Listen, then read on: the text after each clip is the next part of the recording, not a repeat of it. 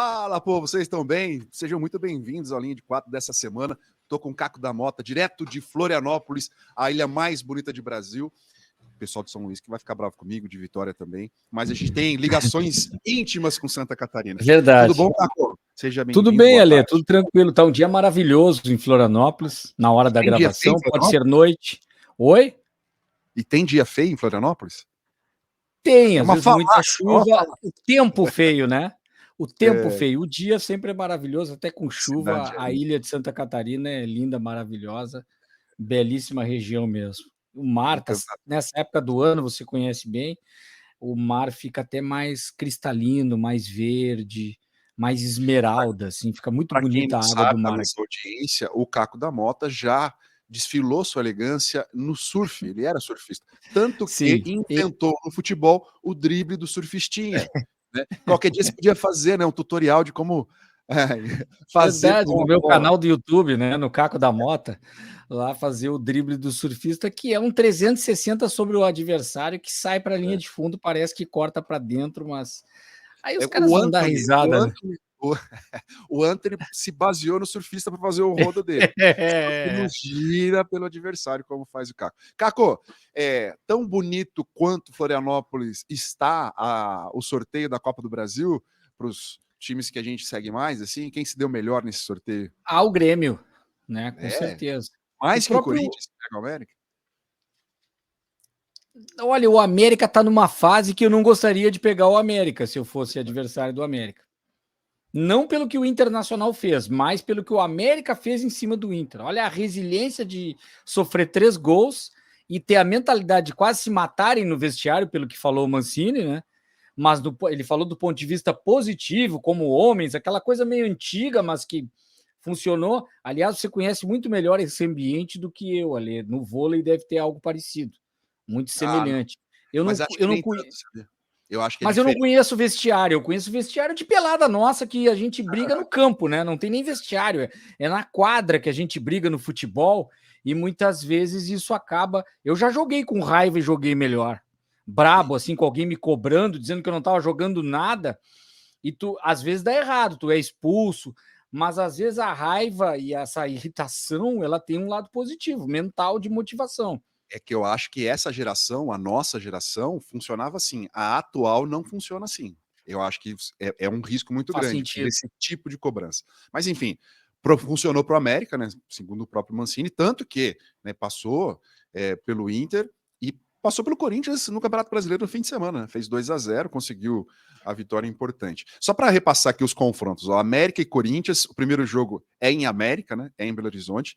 Depois tem São Paulo e Palmeiras do mesmo lado da chave, primeiro jogo com o mando do São Paulo. Do outro lado da chave tem Bahia e Grêmio, primeiro jogo em Bahia, né? No Bahia, em Salvador. Só um parêntese, para os baianos não brigarem comigo. Eu vejo o momento do Grêmio muito melhor que o do Bahia. Agora, o fato do Bahia jogar o primeiro jogo em casa é um risco alto para o Grêmio perder a classificação no jogo de ida, se complicar no jogo de ida. Mas com 3 zagueiros, o sistema que o Grêmio montou, por isso que eu aposto no Grêmio como uma vantagem ter pego o Bahia. Aí do outro lado, fechando o outro lado da chave, né? Flamengo Atlético Paranaense. Primeiro jogo com o mando do Flamengo. Então, a gente pode ter América e Corinthians contra São Paulo e Palmeiras numa semifinal, Bahia e Grêmio contra Flamengo ou Atlético Paranaense na outra chave, né, na outra semifinal.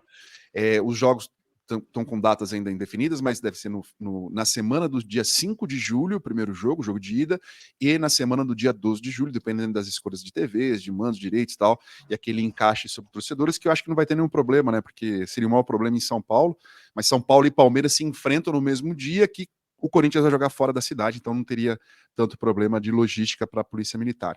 Vamos falar de confronto a confronto, Caco, pode ser? Vamos lá. Vamos falar de América e Corinthians, que a gente já estava meio no gancho, assim. O que eu vi, né, falando aqui do lado de São Paulo, o Corinthians é um time em construção. Contra o Atlético Mineiro, fez uma belíssima aposta, o Vanderlei Luxemburgo, jogar com 3 zagueiros, coisa que funcionou. Por que funcionou? porque você tinha problemas na marcação e muito mais na recomposição pelas beiradas do campo. O Fagner, eu acho um excelente jogador, talvez o maior lateral da história do Corinthians, lateral direito, e com um poder ofensivo muito bom, e principalmente de passe e cruzamento. Só que ele não consegue recompor da mesma forma, ele não tem o mesmo vigor físico exigido para esse tipo de futebol. Aí ele coloca 3 zagueiros, coloca o Bruno Mendes, que já vinha jogando como lateral, mas como um cara de proteção para a zaga e dando mais tranquilidade para o Gil, que fica um pouco mais livre, caindo numa sobra, e você tem ali o Murilo, que está indo muito bem, principalmente com 3 zagueiros, ele tem errado menos, funcionou muito bem, deu liberdade para o Fagner. Só que daí no segundo jogo, que joga da mesma forma, com o mesmo desenho tático, o time não consegue funcionar. Por quê? O desenho tático do América não era de 3 atacantes, eram 2 atacantes. Aí, em vez de liberar um dos zagueiros e colocá-los no meio-campo para povoar o meio-campo e ter uma possibilidade de criação, não foi feito isso. Foi feito isso só no segundo tempo, daí quando já estava 1-0, aí logo em seguida o time do América fez o segundo gol.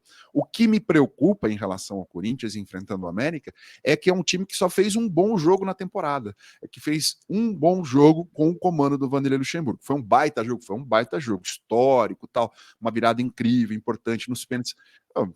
Mexeu com o emocional de todo torcedor corintiano. Mas é um problema, o time ainda não rendeu e não convenceu, né? Estou tranquilo, né? Se você pudesse falar assim, o Corinthians de 2015, do Tite contra esse América, pô, vai passar, Sim. né? Tem muita chance. Mas não é nem favorito, eu acho, é muito igual, assim. O América está num momento melhor que o Corinthians, vem numa sequência de vitórias. Vai depender muito do que a gente vai ver amanhã da Libertadores do Corinthians para saber que time que a gente vai ter. Claro. Só que, em compensação, talvez seja uma boa notícia, a gente está falando de um primeiro jogo dia 5 de julho, mais de um mês, né? São 4 semanas, pelo menos, de teste, de aprimoramento e com janela de transferência aberta. Então, o Matias Rojas, que foi contratado pelo Corinthians, só está esperando um anúncio porque ele tem um vínculo com o Racing da Argentina, vai poder jogar esses jogos. Então, né, é uma das possibilidades que o Corinthians pode ter de bons fluidos, né, de bons pensamentos pensando nesse jogo. Agora, mas tem um outro lado também, que a casa pode ter caído até lá, né? Também. Porque do jeito que está o Corinthians, pode acontecer o pior também. Daqui a pouco, toda essa instabilidade que estava o Luxemburgo e deu uma respirada, pode tudo gerar uma reviravolta, como aconteceu com o Vasco agora recentemente, aqueles protestos, tudo aquilo que teve o Corinthians pode voltar tudo à tona e complicar um pouco a questão do ambiente. Acredito que o Luxemburgo ele ganhou um fôlego com isso, mas ele ainda está sob pressão, e o Corinthians como um todo.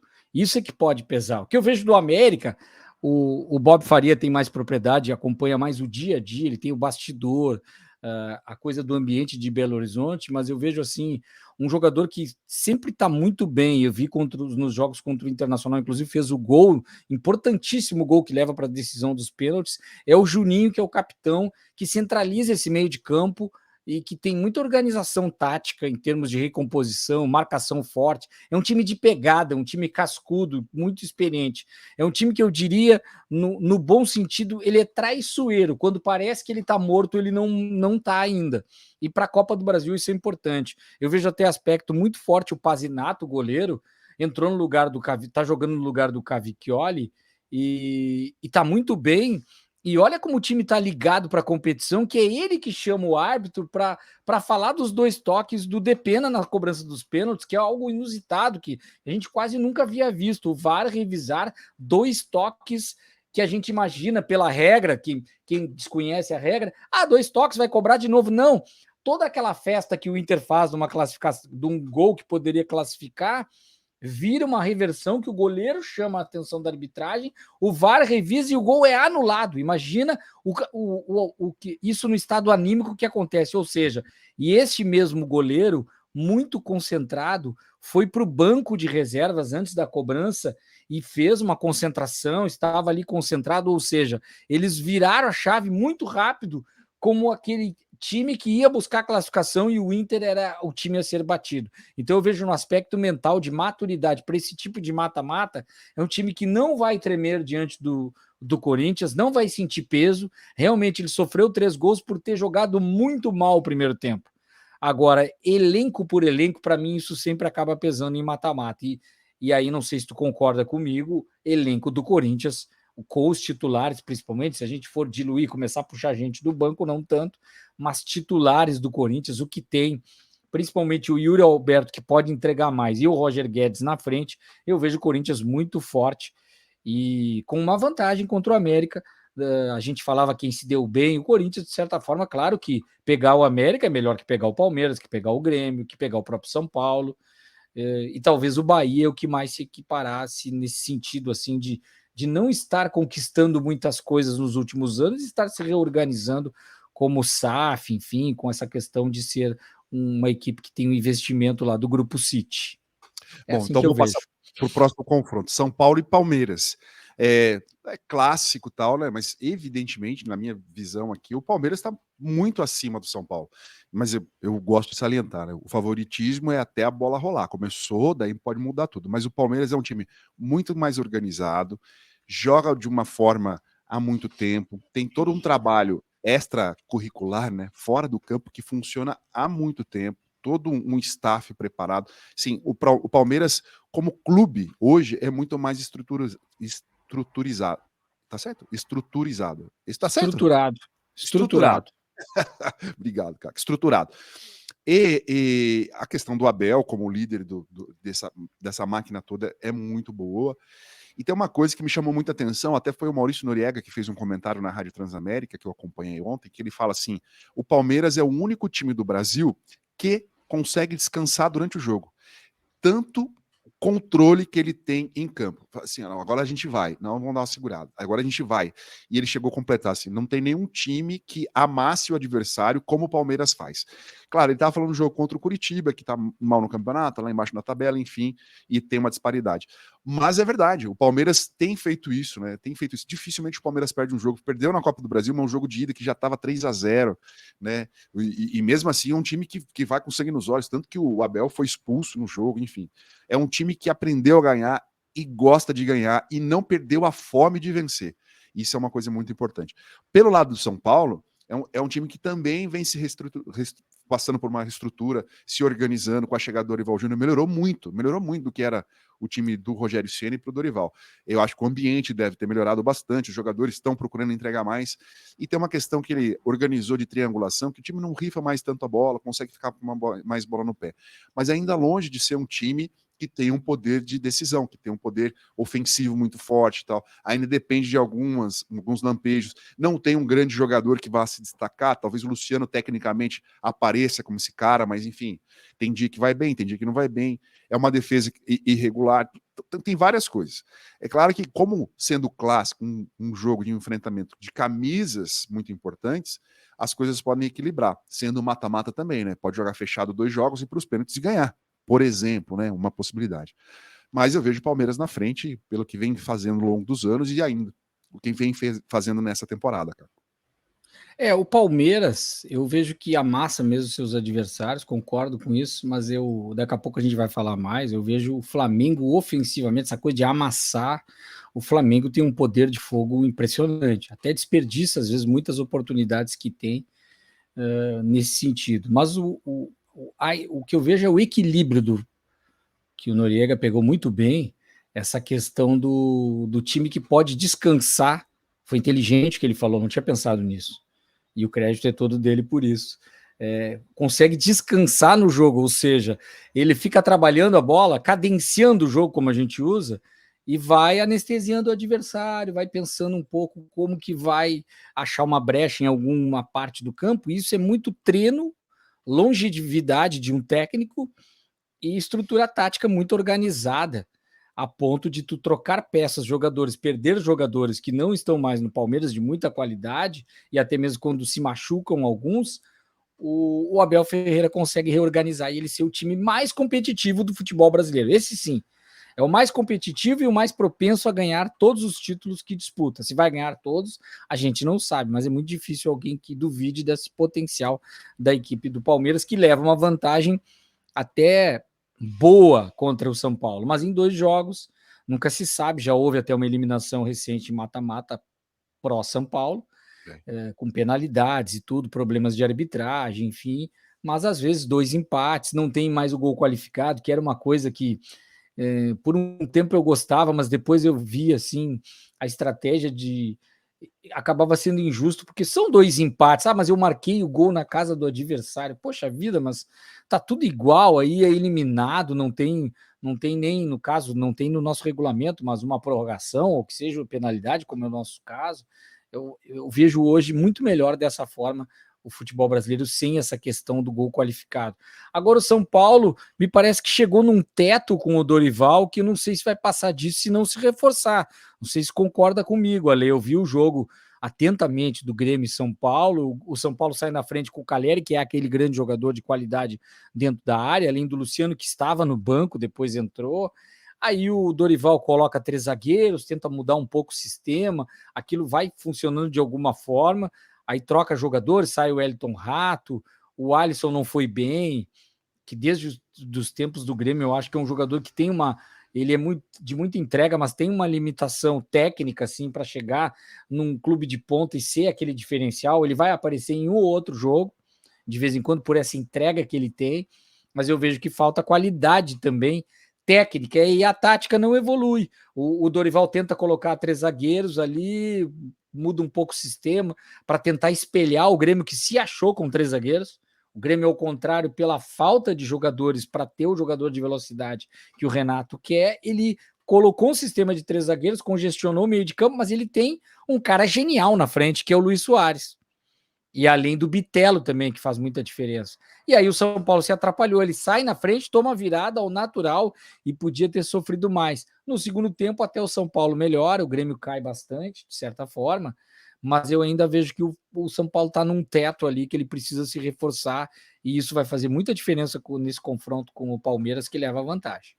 E tem a questão dos jogadores, né? Tipo, eu falei há um tempo, quando a gente estava falando de Fla-Flu, né, no Campeonato Carioca, acho que as finais do Campeonato Carioca, em que ninguém estava jogando tão bem quanto o Ganso, ninguém estava jogando tão bem quanto o Cano, o Nino como zagueiro e tal. Agora você pega o time do Palmeiras, ninguém joga tão bem há tanto tempo como o Everton, ninguém joga tão bem há tanto tempo como o Gustavo Gomes, Rafael Veiga e Dudu, né? Aí junta-se esse time agora, o Rony, que é um jogador que acaba sendo importante, jogador que está na seleção, e o Arthur, que caiu muito bem no time do Palmeiras e vem jogando muito bem. Ó, Bahia e Grêmio, vou deixar... abreviou a titularidade em alguns jogos do Endrick, né? Sim, sim.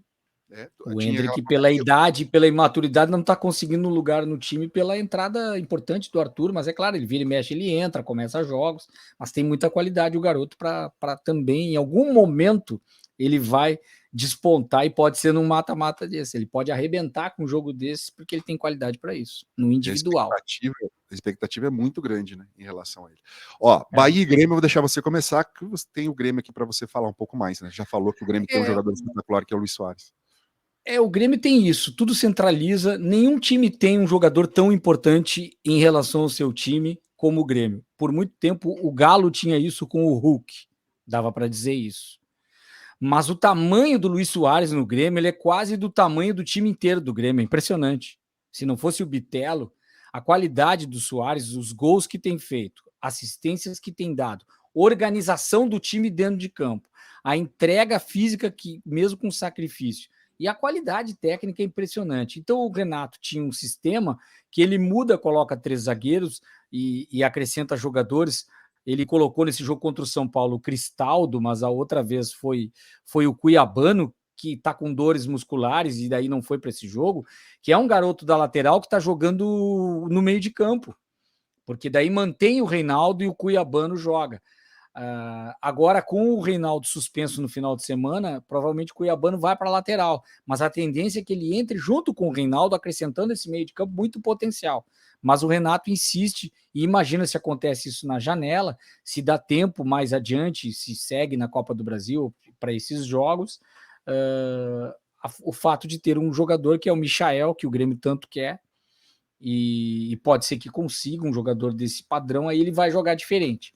Mas eu vejo o Grêmio bem equilibrado, a zaga tá muito bem, tá sólido, o Kahneman tá jogando demais de novo, mesmo ainda mais cansado, um jogador que já tem uma idade avançada. O Bruno Vini melhorou muito a zaga junto com o Bruno Alves, então tem solidez e saída desses jogadores. Eles têm todos eles uma qualidade em saída de jogo.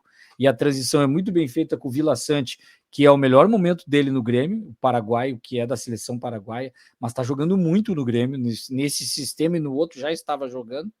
E aí tem o Bitelo gastando a bola, é o garoto que em breve o Grêmio não vai conseguir segurar, vai ter que vender e vai ter que negociar, porque já há interesse do mercado internacional. Enfim, o que o Grêmio não tem é banco. E aí tem a entrega toda do time do Bahia, que eu vejo com um time aguerrido, com alguma qualidade, mas que também está se reorganizando. Ainda não vejo o Bahia consolidado como equipe. E ele não está no patamar ainda dos principais times da Série A. Inclusive, se ele se atrapalhar um pouco, ele vai estar na Série A brigando para não cair. Esse é o papel do Bahia nesse momento, brigar para não cair. E a Copa do Brasil pode ser um problema para o Bahia. Não que eu esteja dizendo que o Bahia, que bom que caiu da Copa do Brasil e agora vai ter só o brasileiro, mas pode ser um problema para o Bahia, que tem aí limitações técnicas no seu elenco, na sua equipe, que eu vejo o Grêmio em vantagem, em ótima vantagem. A única coisa que sempre funcionou muito bem é o Bahia em Salvador, muito forte, tendo o primeiro jogo contra o Grêmio, e aí podendo fazer uma vantagem que o Grêmio possa, daqui a pouco, um 2-0, um 3-1, o Grêmio dificilmente reverter um resultado como esse. Quando eu penso nesse Bahia, né, que não vence há 7 jogos, né, são 7 jogos sem vitória, e acho que também, né, se dividindo em 2 competições, talvez pode ser perigoso, né, concordo contigo, né, pode perder jogadores importantes para um jogo importante que vai evitar o rebaixamento. Mas eu tava fazendo uma comparação esses dias, né, sempre falando assim, o campeonato de mata-mata, ele é uma maratona, contrário, o campeonato de mata-mata é 100 metros rasos, e o de pontos corridos é uma maratona. O que um corredor de maratona faz? O corredor de maratona, ele se poupa no final, né? No início da prova, eu tô confundindo tudo. Na maratona, o cara larga mais devagarzinho, sente como é que tá, se eu tô bem, pô, perdi alguma posição, recupero, porque tem, né, margem para você recuperar naquela prova. É o campeonato de pontos corridos, né? A gente tá aí chegando quase perto do final do primeiro turno, acho que... Quantas rodadas a gente tem, Caco? Você sempre de cabeça? Deixa eu ver aqui. 9 já, 10 9. do Brasileirão? É. O Brasileirão chegou, eu tenho aqui, Tá na ó. metade do Eu primeiro tava com turno. uma tabelinha do último avaliação que fiz. 9ª rodada foi a última desse jogo. Eu tô Então, com a ficha aqui de Grêmio e então, São Paulo. a primeira metade do primeiro turno. Então, poxa, tem 2 jogos aí no meio, né? Em julho, vai estar um pouquinho mais para frente, mas não vai ter acabado o primeiro turno. Eu acho que vale dar o gás. Vale dar o gás, né? Porque dá tempo de recuperar.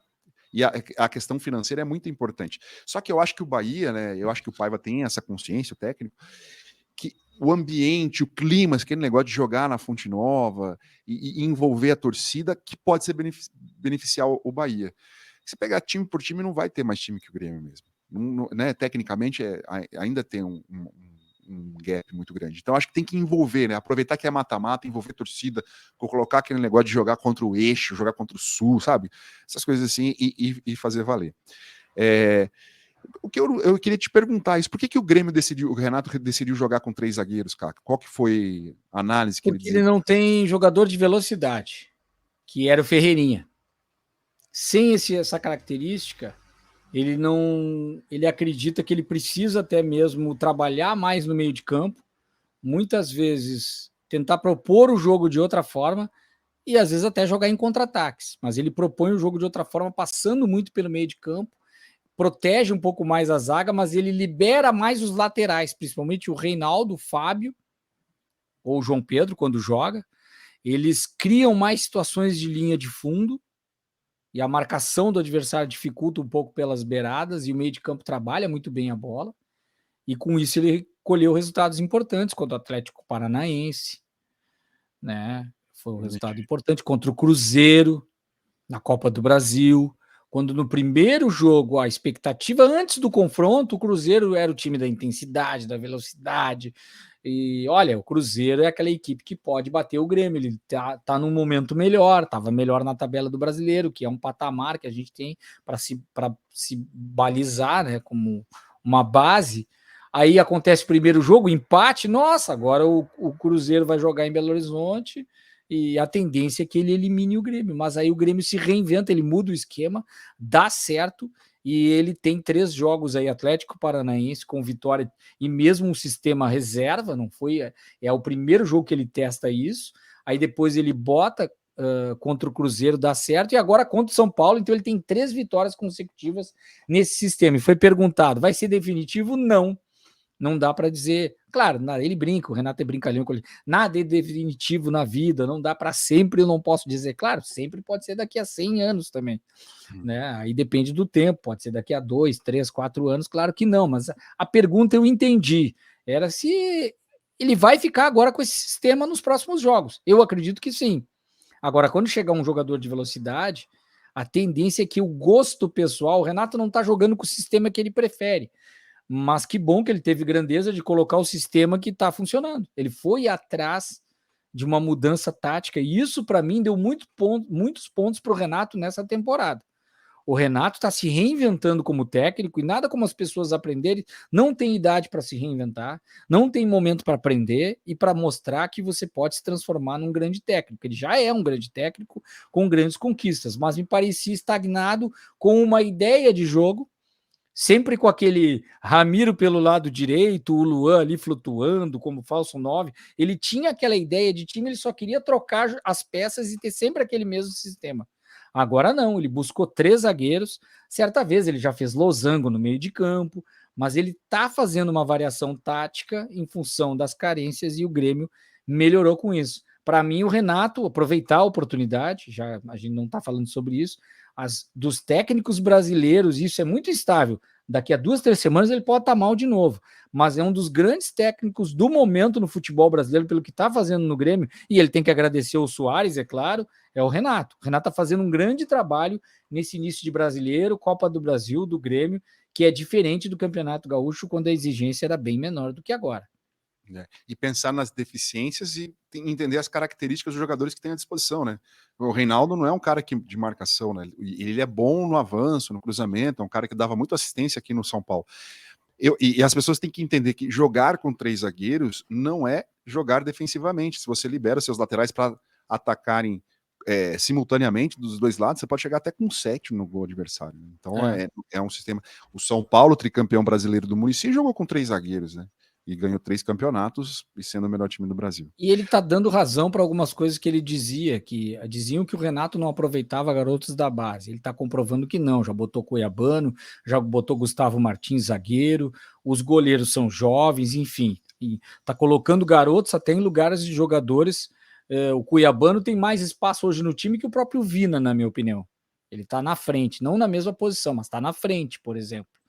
Né? E a questão de que ele não gostava de jogadores estrangeiros. Nossa, tem o Kahneman, tem o Vila Sante, tem o Cristaldo, tem o Carbajo e tem o Luiz Soares. Se ele não gostasse de estrangeiro, será que ele ia deixar os Soares do banco? Daí ele dizia, se o cara é bom, não interessa se ele é argentino, uruguaio, brasileiro, eu gosto de cara bom. Agora, colocar um estrangeiro por ser estrangeiro não significa que ele tenha que ser titular do Grêmio. Exatamente. Ó, para a gente fechar os confrontos aqui, falta a gente falar de Flamengo e Atlético Paranaense. O Flamengo aqui, né, nessa semana venceu o Vasco no Campeonato Brasileiro, no final da rodada, por 4-1, decidiu o jogo no primeiro tempo. Claro que tem os seus méritos, mas também tem uma fragilidade do Vasco imensa, que tentou jogar com 3 zagueiros nesse jogo contra o Flamengo, deu todo errado, né? Talvez, nem sei se o Barbieri vai ter tempo de pensar uma outra equipe, que eu não sei se ele vai continuar, tem muita pressão em cima dele. E ele saiu dando uma risadinha, você viu, Caco? Ele deu entrevista coletiva, quando ele sai, dá um risinho, daí clicaram isso e tal, e pegou muito mal. Tem uma reunião marcada para essa tarde, né? A gente está gravando de manhã, nessa terça-feira aqui, com os diretores da SAF, que prometeram avaliar a pressão. Avaliar a pressão é boa essa expressão também. Mas não acredito que o Barbieri riu do Vasco, né? É alguma coisa, às vezes o cara ria de nervoso. Alguém falou essa coisa do corte me irrita às vezes, sabe, Ale? Corta um trecho, a gente trabalhou com edição, existe a edição criativa em televisão. Tu corta trechos de sonoras, de imagens, tu cria uma coisa legal e maravilhosa. Agora, se eu quiser editar, eu edito coisas, uma pergunta de um repórter e uma resposta, uma coletiva de 3 anos atrás, e parece que o cara tá xingando o outro. Então, essa coisa do corte tem que tomar cuidado. Vamos ver o contexto todo. Então, assistam toda a coletiva. Ele estava com a cara amarrada, sisudo o tempo inteiro na coletiva. Aí no final ali saiu alguma coisa, não significa que ele está rindo do Vasco. Alguém falou alguma coisa, tal, ele Ele fez assim, né? Até para se soltar, ele estava tão tenso, daqui a É, pouco falou, isso. e agora vai conseguir dormir, talvez até assim, alguém, e aí, para dormir hoje vai ser complicado, né? E ele, pois é, alguma coisa assim. E aí essa risada é rir do Vasco? Duvido, né? Aí a direção da SAF do Vasco, né, que é a 777, né, que é do Vasco, né? Não do Botafogo, Sim, 777. 777. Promete Sim. até pensar em reforços, tal, né? Porque ficou aquela análise que o Vasco se reforçou, mas se reforçou mal.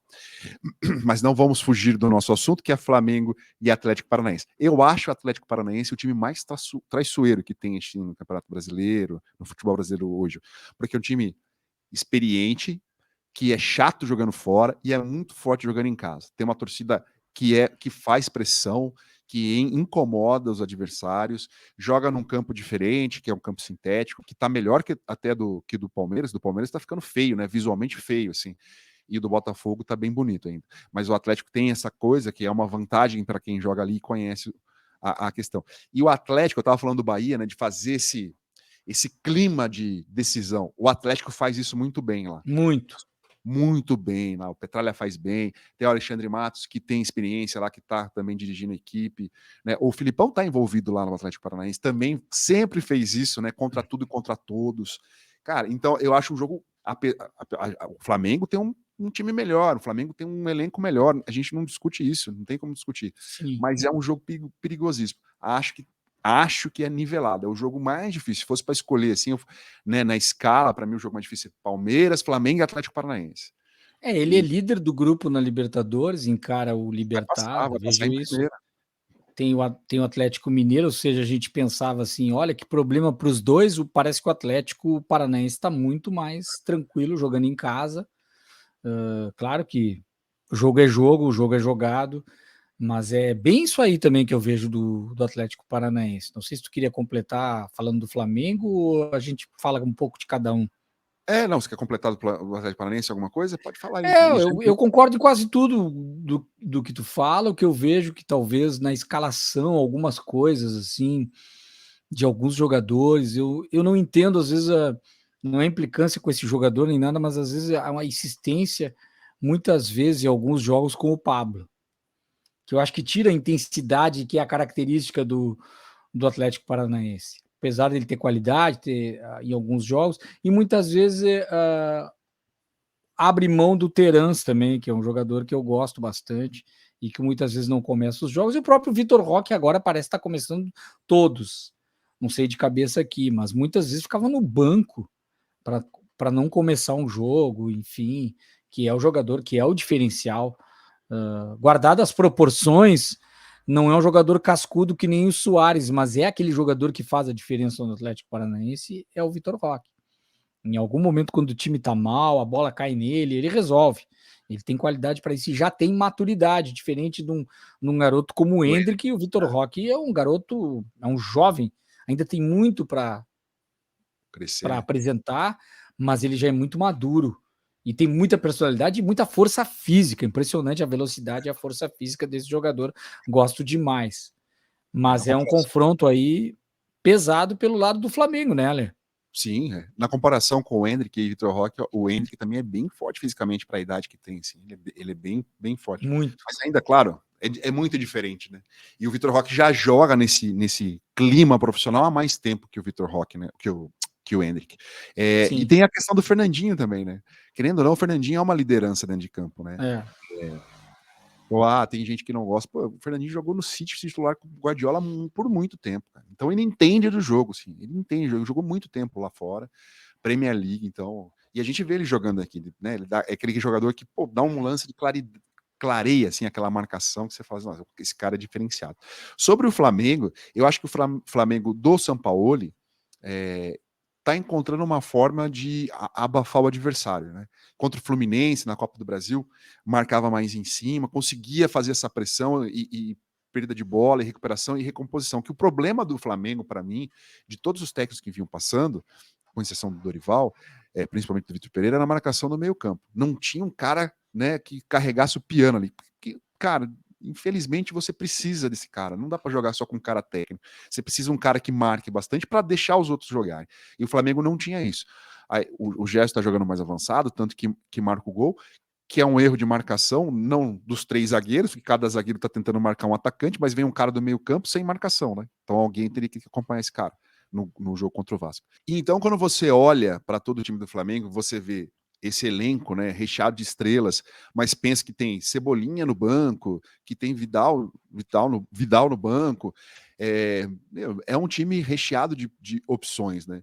E tem o Ayrton Lucas, que está jogando bem, né? É lateral esquerdo do Flamengo. Fez 2 gols ontem, um foi dado pro Pedro. Enfim, tem aquele material humano de mudar o jogo, mudar a característica do jogador. Pensando em elenco, talvez não estejam jogando tão bem quanto já jogaram, né? Ainda o Flamengo pode render muito mais que a gente já viu, que se espera. Mas é um Flamengo muito forte. Se os caras, né, aquela coisa assim, quando o time tem superioridade técnica e encaixa, né? Encaixa aquele jogo, pô, para ganhar, véio, tem que correr demais, é um sufoco danado. Tem que errar muito no Flamengo para não acertar o time. E o Dorival fez bem em colocar jogadores, aquela história, cada um no seu quadrado e ter substitutos no mesmo modelo. O que o Sampaoli faz já é completamente diferente. O que eu vejo ainda é que às vezes demora mais isso. O próprio Vitor Pereira tentando fazer isso no Corinthians, começa a mudar demais o time. Tu tem que entrosar 3 ou 4 times ao mesmo tempo, formações e jogadores. Quando isso estiver pronto, maravilhoso, mas leva tempo, ainda mais com o calendário e do jeito que é o futebol brasileiro. Tu não tem uma estrutura linear de calendário para ficar colocando para fazer muitas mudanças táticas de jogadores, enfim. Mas existem algumas peças que começam a se destacar. O Gerson com um potencial maior mesmo, com o Sampaoli, consegue de novo fazer isso com ele. O Arrascaeta volta, acredito que não tanto por causa do Sampaoli, mas uma questão física, ele se recuperando, até porque individualmente ele é um jogador que aparece de qualquer forma, mas pode entregar mais. Mas não vejo pela questão tática, é mais questão física, retomando a ter sua forma física, ele voa em campo e é o jogador mais qualificado para fazer qualquer costura dentro da equipe do Flamengo. Aí tem o Pedro, o Gabigol, mas a gente vê o Pulgar aparecendo bem agora, né? Começa a aparecer, o Ayrton Lucas cada vez melhor, convocado para a seleção brasileira. O Wesley é um jogador que ganha uma certa projeção com o Sampaoli.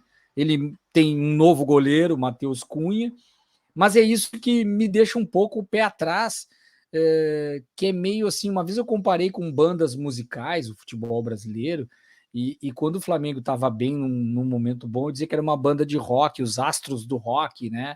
Jogam muito, então tem solos de guitarra, vocalista, é um som pesado, assim, um rock pesado, né? Mas de qualidade que todo mundo aplaude. Nossa, que espetáculo, sai com os olhos brilhando. E o Fluminense do Diniz era meio que um jazz, uma coisa mais assim, cheia de improvisos, de rotações, com o Ganso fazendo ali, talvez um sax. Coloquei assim uma coisa de aquilo que a gente fala, o time que joga por música, né? E talvez o Palmeiras fosse a música clássica, que sempre a apresentação é maravilhosa, estruturada, todo mundo sai feliz daquela apresentação, mas não vai sair muito daquilo que o maestro colocou. É assim, segue a partitura e o time joga daquela forma. Mas eu vejo agora, sem falar em música, um Flamengo, assim, se fosse pintar um quadro meio Salvador Dalí, sabe? Uma coisa meio surreal com o Sampaoli. Eu não sei que quadro que ele vai pintar, se é o da vitória ou da loucura que vai perder por um gol. Tem esse jogo da Libertadores. Ele não está consolidado ainda, sabe? Parece que joga tinta para lá, joga para cá. O que está saindo disso aí? Eu ainda não sei. Eu gosto de fazer essas comparações com a arte para que as pessoas entendam que não é um feijão com arroz, se fosse um prato de comida. É um prato muito requintado, é uma coisa muito assim que ainda não dá para decifrar. Ou seja, ele é imprevisível, o Sampaoli. Ou é algo muito genial, ou é por uma rodada, por um jogo, em função dessas peças todas, e daqui a pouco isso degringola e o Flamengo não consegue se estabilizar como time. Até porque muda muitos técnicos, muda muitos jogadores, vem novos jogadores, é impressionante. Ah, não temos centroavante, traz mais 5. Ah, não temos volante, traz mais 4. Não param de contratar, é muito dinheiro, é muita coisa, e ele não se sustenta. Ele não é um time que está sustentado numa estratégia de futebol como o Palmeiras. Mas é aquele adversário que ninguém gostaria de ter pela frente, justamente por tu não saber o que ele pode apresentar. Ele pode, num dia, ser superado, como o Inter, que é um time estável, já superou o Flamengo, mas ele pode, num dia, pegar a fragilidade do Vasco e fazer o que fez no primeiro tempo e nem precisou jogar o segundo, né? Tomou até um gol do Vasco, mas se quisesse, olha, não sei se tiraram o pé, mas era jogo para ser 7-8-0. Era para afundar o Vasco, uma histórica goleada no clássico que não cairia só o técnico e a SAF, cairia São Januário inteiro. O Vasco não ganha 8 partidas agora. Cara, achei genial a sua comparação, só vou completar aqui, ó, não a sua comparação. Você falou, o Flamengo vai lá, tá precisando disso. É músico, eu não sou músico. O Marcos Braz disse, depois do sorteio da Copa do Brasil, que o Flamengo vai atrás de 2 reforços nessa janela de transferência que vai se abrir no dia, acho que é dia 3 de julho. E sobre a sua comparação, né? Não, achei genial mesmo. E alguns times, pensa assim, que alguns times são desenho palito, né? Aquele homem palito, assim. Aquele desenho palito. Aquele desenho palito, para funcionar, tem que ter um texto muito bom. Aí seria o cara genial num time que joga normal, né? Daí seria muito difícil. Sensacional, cara, ali, o palitinho. Com essas suas lembranças de Salvador Dali e por aí vai, com grandes bandas, né? Só faltou falar Rolling Stones e Beatles. Vamos encerrar nossa participação de hoje para a gente encerrar por cima. Antes que a gente fale qualquer bobagem e acabe com a nossa moral. Caco, brigadão então, né? Vamos semana que vem, a gente tá de novo aí, né? Exatamente. Essa semana foi terça-feira, porque tinha esse jogaço, o clássico, que a gente não falou em detalhes para não repercutir, porque isso muita gente falou, mas também repercutir esse sorteio, principalmente de Copa do Brasil, e a gente já está no ar aí para repercutir, e depois vamos falar de Libertadores e muita coisa. Legal, Ale, estar contigo mais uma vez. Bob e Saraiva voltam semana que vem. Foi uma linha de coisa aqui, hein? 2 atacantes, tipo, Batistuta e Crespo. Valeu, Boa. então, cara. Beijo pra você. Tchau, tchau. Tchau, tchau.